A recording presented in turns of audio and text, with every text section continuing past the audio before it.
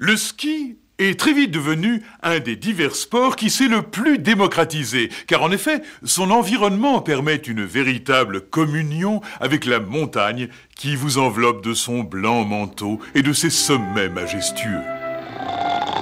Le ski est un formidable soporifique, bien qu'il fasse appel à une certaine condition physique et à un mental très proche de celui des Inuits.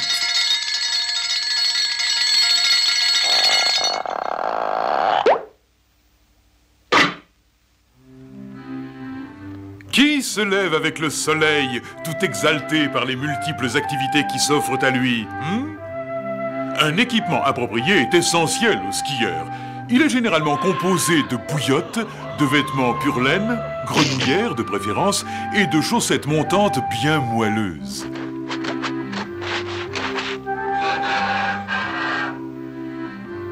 Les skis doivent être faits d'un bois spécifique, afin de ne pas être attaqués par les capricornes, les termites et autres bébêtes du bois. Les chaussures doivent être à votre taille exactement. Surtout ne pas oublier 2 paires de chaussettes, en faisant attention de pouvoir bouger les orteils. Et maintenant...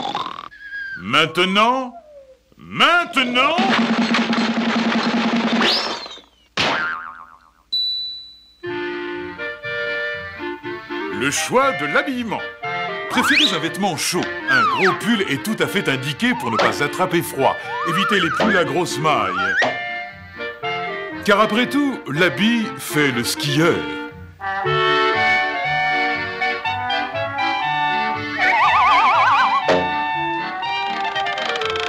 À présent, nous sommes fin prêts pour dévaler les pentes. Enfin, mis à part le pantalon.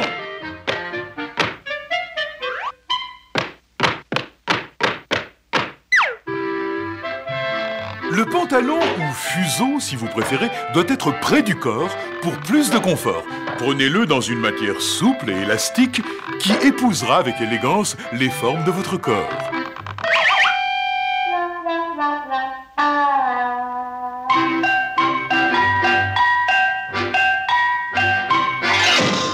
Bon, maintenant, nous sommes fin prêts pour conquérir les sommets.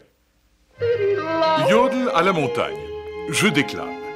Ô montagne royale, tes sommets d'un blanc lumineux attirent nos regards éblouis par tant de splendeur qui perdure dans la nuit.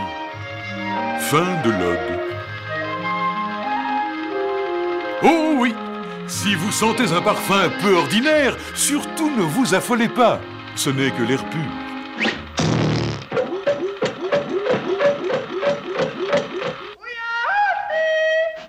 Après avoir franchi le sommet, prouvez à vos amis que vous êtes un bon skieur. Et pour ce faire, commencez par une conversion. Premièrement, genoux et skis bien parallèles. Deuxièmement, bien appuyé sur vos 2 bâtons, donnez à votre ski gauche un mouvement de levée et plantez l'arrière du ski dans la neige. Troisièmement, votre ski pointé vers le ciel, il vous suffit de faire pivoter l'autre par-dessus. Quatrièmement, vos skis doivent se retrouver dans la direction opposée. Cette figure est d'une facilité enfantine et peut être effectuée par le plus débutant des débutants. Une chute peut toujours arriver. La technique pour se relever. Tout d'abord, réunissez vos 2 skis. Placez-les en direction de la pente, mais perpendiculairement pour éviter de glisser. Ensuite, placez vos 2 bâtons devant vous. Quoi qu'il arrive, vos skis doivent se trouver sous vos pieds, bien à plat sur la neige. Vous êtes à présent dans la bonne position. Pour votre première descente, choisissez une pente douce. Une piste verte est idéale pour commencer. Poussez sur vos bâtons et c'est parti!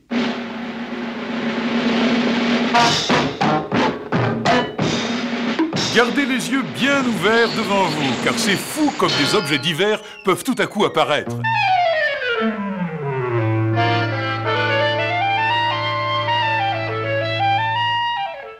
réalité, faire du ski est assez simple, une fois les rudiments techniques maîtrisés.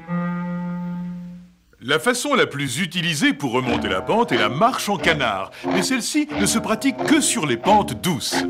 Le nom de cette technique provient des marques symétriques laissées dans la neige. À présent, pour changer de direction à grande vitesse, il vous suffit de godiller. Cela paraît difficile, mais ce n'est qu'une question d'habitude en fin de compte.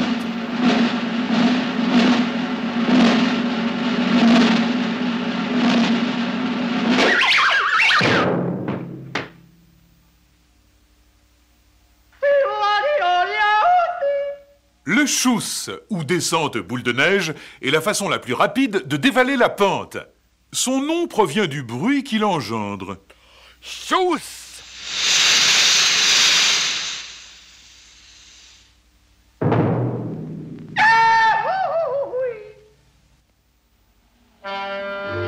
Le slalom, technique qui consiste à descendre à travers des piquets, n'est conseillé qu'aux skieurs avertis.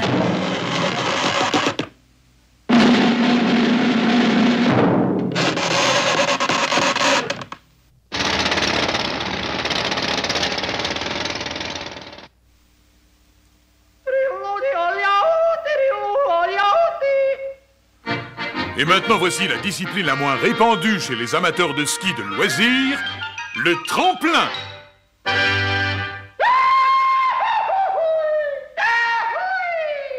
Descente extraordinaire et prestigieuse à la vitesse d'une fusée. Ah, quelle exaltation! Sensation d'harmonie parfaite, où l'air, les vents, la hauteur, votre corps et le ciel ne font qu'un. Vous êtes seul maître de votre destin.